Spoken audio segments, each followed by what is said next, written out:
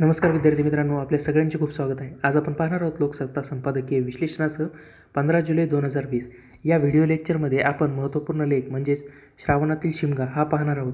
त्यापूर्वी जर तुम्ही चॅनलवर नवीन असाल तर व्हिडिओला लाईक करा आणि चॅनलला सबस्क्राईब करायला विसरू नका. तर या व्हिडिओ लेक्चरमध्ये राज्याचे उत्पन्न निम्मे झाल्यानंतर टाळेबंदी हाच एकमेव उपाय मानत राहणे हा आर्थिक व शारीरिक आरोग्यालाही अपायकारकच आहे.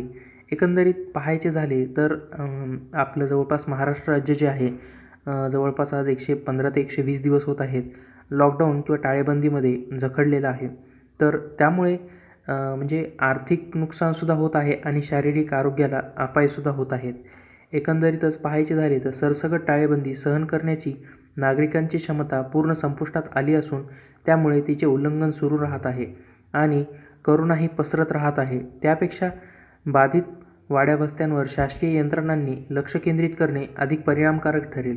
एकंदरीत पाहायचं झालं तर बऱ्याच ठिकाणी म्हणजे जे शहरामध्ये लोक जिल्ह्यामध्ये राहतात ते गाव किंवा वाडी वस्त्यांवरती परत जात आहेत. तर त्यांच्याकडून काही प्रमाणामध्ये बाधा जी आहे तर तिथे होत आहे. म्हणजे एकंदरीतच जे काही लोक शहरातून गावाकडे वळत आहेत तर त्यांच्याकडून म्हणजे त्या भागामध्ये वाड्या वस्त्यांवरती करोनाचा जो आहे तो प्रसार होत आहे. तर यावरती शासकीय यंत्रणाचे जे आहे ते लक्ष आहे. परंतु जे काही म्हणजे टाळेबंदी किंवा करोनाचा जो प्रसार आहे तो रोखण्यासाठी आणि टाळेबंदी उघडी करण्यासाठी शासनाने किंवा जे मंत्री महोदय आहेत किंवा सरकार आहे महाराष्ट्रातलं त्यांनी प्रयत्न करणे गरजेचं आहे. तर प्रत्येक शासकाच्या काळामध्ये एक क्षण असा येतो की त्याने आपण निवडलेल्या मार्गाकडे मागे वळून पाहायचे असते आणि स्वतःचे प्रामाणिक प्रगतीपुस्तक स्वतःला सादर करायचे असते. यात कुचुराई वा टाळाटाळ झाल्यास आगामी काळ हा घसरगुंडीचा असू शकतो. शिवसेना, राष्ट्रवादी आणि काँग्रेस या तीन पक्षीय महाराष्ट्र सरकारसाठी हा क्षण दरवाजा धडका देऊ लागला आहे. त्याची जाणीव सरकार चालविणाऱ्या एवढा झाली नसेल तरीही ती मंगळवारच्या लोकसत्तातून व्हावी. या अंकात लोकसत्ताने राज्याच्या गंभीर आर्थिक परिस्थितीचे वास्तव सादर केले, ज्यास अर्थशास्त्र काहीही गती नाही त्याची देखील झेप पाहून उडावी. तर नव्या आर्थिक वर्षात पहिल्या तिमाही राज्यात महसूल लागलेल्या गळतीस तपशील यातून समजून घेता येईल. ही गळती जी आहे ती सार्वत्रिक आहे. म्हणजेच एकंदरीतच जे काही 3 महिने टाळेबंदी झाली होती त्या काळामधला जो महसूल घट आहे तर त्याचं एकंदरीत लोकसत्ताने मंगळवारच्या पेपरमध्ये तसे प्रदर्शित केलेले आहे.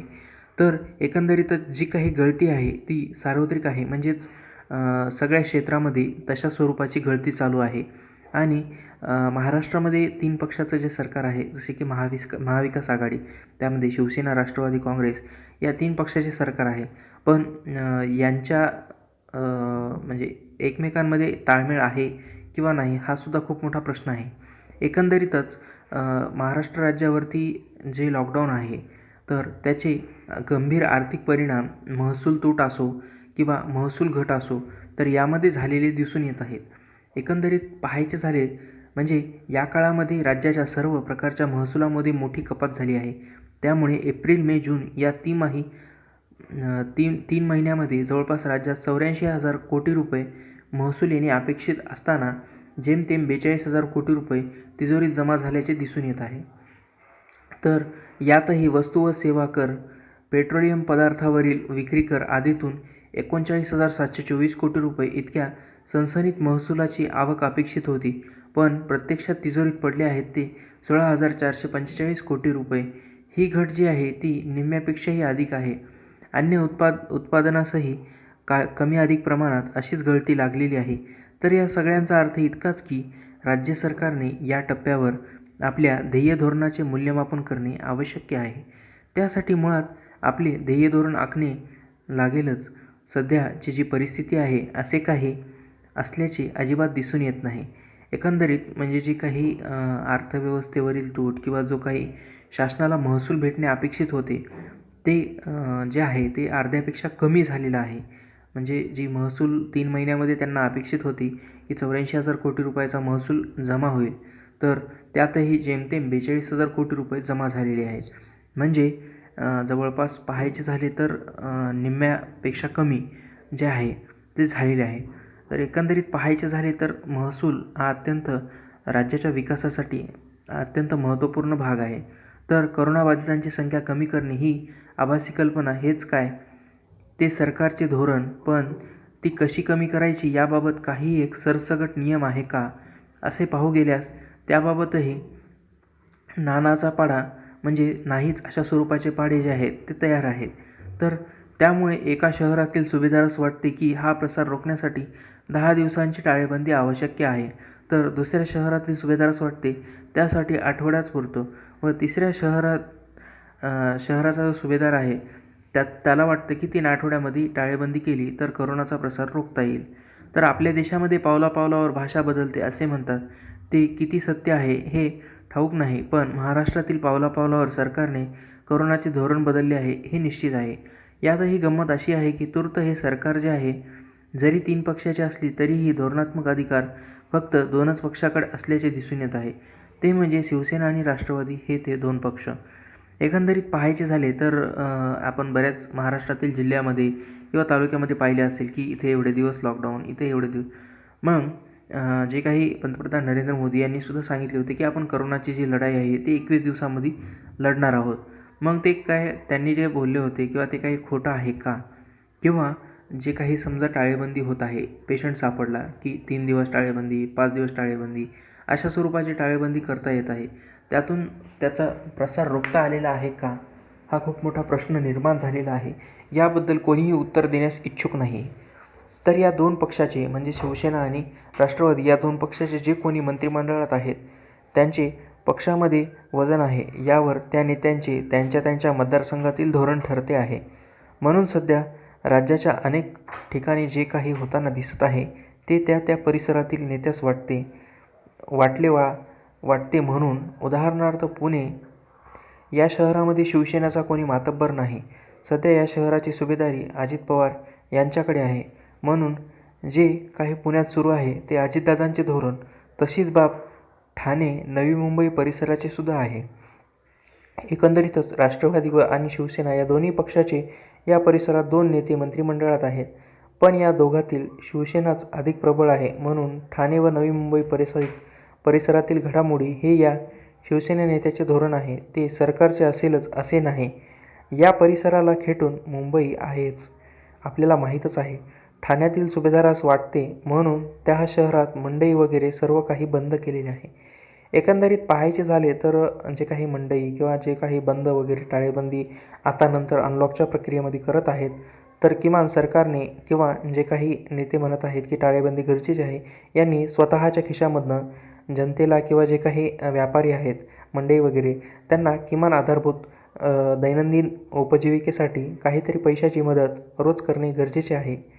पण तेथून 4 पावलांवर मुंबई सुरू होते. तेथे सर्व व्यवहार जे आहेत ते बऱ्यापैकी सुरू आहेत. तेव्हा ठाणेकरांनी मुंबईत जाऊन जीवनावश्यक वस्तूंची खरेदी केल्यास आणि ती करून येताना वा करण्यास जाताना करोनाचे विषाणू वहन केल्यास ठाणे सुभेदाराची काहीही हरकत नाही. पुण्याचीही तसेच आहे. त्या शहरात सुभेदारास कडोकोट बंद हवा का, तर करोनाचा विषाणू प्रसार होऊ नये म्हणून. पण या बंद आधी आणि बंद नंतरही पुणेकरांनी मंडयातून तुंबड गर्दी केली होती. तर यातून मात्र करोनाचा प्रसार होणार नाही का, अशी या सुभेदारास समज. वर पुन्हा राज्याच्या विकासासाठी आता टाळेबंदी मागे सारून विकास कामास गती देण्याची कशी गरज आहे हे या सरकारमधील समीकरणांचे सूत्र शरद पवार सांगणार. एकंदरीत पाहायचे झाले तर सरकारातील त्यांचे जे पुतणे आहेत ते मात्र पुन्हा टाळेबंदीचाच मार्ग चोखळणार आहेत. एकंदरीत पाहायचे झाले तर पुणे असो, मुंबई असो किंवा महाराष्ट्रातील कोणताही जिल्हा असो, तर जे काही लॉकडाऊन केलं होतं तर त्यामध्ये काय केलं आणि आज म्हणजे तेवढे दिवस काय केलेलं आहे याबद्दल लोकांनी सुद्धा प्रश्न विचारणे अत्यंत गरजेचे आहे. केवळ कोणालाही दोष देण्यात उपयोग नाही. लोक जर बोलते झाले नाहीत तर हे असेच टाळेबंदीला सामोरे जावे लागणार आहे आणि आपल्या आरोग्यास तसेच आर्थिक नुकसानीमध्ये सामोरे जावे लागणार आहे. हे नक्की काय सुरू आहे? सत्ता राबविताना अधिकाऱ्यांचे विकेंद्रीकरण महत्त्वाचे हे खरे, पण विकेंद्रीकरण म्हणजे प्रत्येक सुभेदारास वाटते ते करायचे हमी नव्हे, तर सर्वांना स्वातंत्र्य हवे. म्हणून घरातील घड्याळांनी 4 वेळा दाखविण्यात जसा आणि जितके वेडेपणा आहे तसा आणि तितका शहाणपणा अभाव महाराष्ट्रात सध्या जे काही सुरू आहे त्यामागे आहे. तर अशाने करोना तर आटोक्यात येणारच नाही, पण अर्थव्यवस्था मात्र कोलमडून माणसे भिकेला लागतील. म्हणजेच नागरिकांनी निवड करायची ती फक्त 2 मरणातून, विषबाधा वा भूकबळी. जनतेशी नाळ असलेल्या कोणत्याही व्यक्तीस जाणवेल इतका असंतोष सध्या जनतेतून ठासून भरलेला आहे. एकंदरीत पाहायचे झाले तर याचा जर उद्रेक झाला तर सरकार काय तर कोणतीही पोलीस यंत्रणा किंवा आर्मी जरी लावली तरीही जनता जी आहे, एकदा जर जनतेचा असंतोष उघडकीस आला किंवा समोर जर आला तर सरकारला खूप अवघड होणार आहे.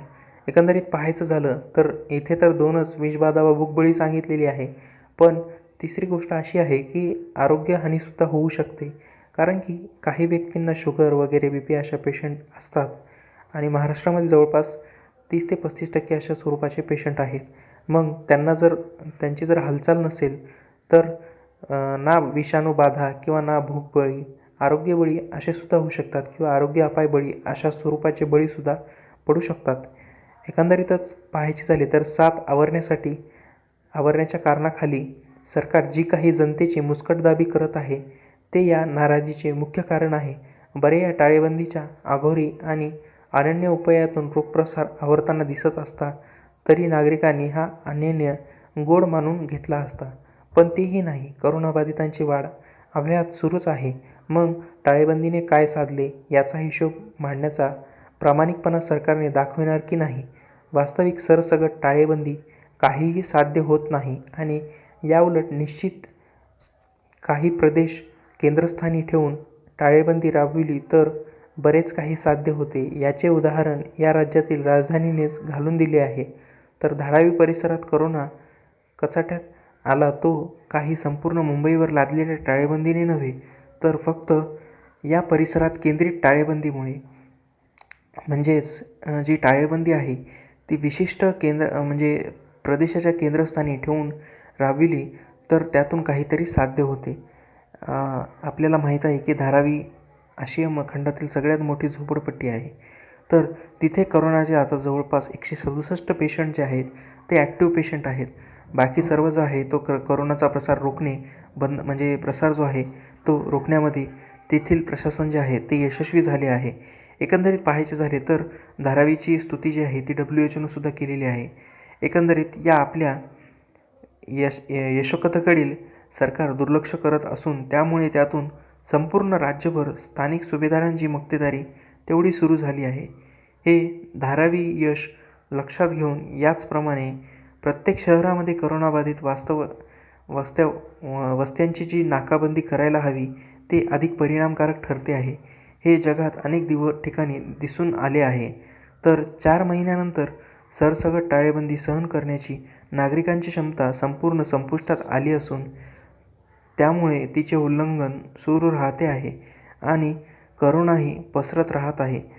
त्यापेक्षा बाधित वाड्यावस्त्यांवर शासकीय यंत्रणांनी लक्ष केंद्रित केल्यास करोना अधिक परिणामकारक त्यावरती आळा घालण्यात म्हणजे यशस्वी होईल.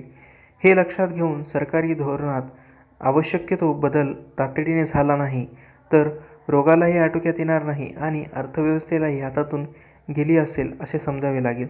ती आत्ताच निसटू लागली आहे. पुढील आठवड्यामध्ये म्हणजेच मंगळवारी श्रावण लागेल. मराठी जणांचे सणांचे उत्सव दिवस सुरू होतील. 4 महिन्यांच्या पिचलेल्या मनांना हा सण हंगामी काही एक उभारी देऊ शकेल याचे भान सरकारला असले तरीही ही आशा नाही आहे. नाहीतर आहेच ऐन श्रावणातील शिमगा शारीरिक आणि आर्थिक आरोग्याचाच.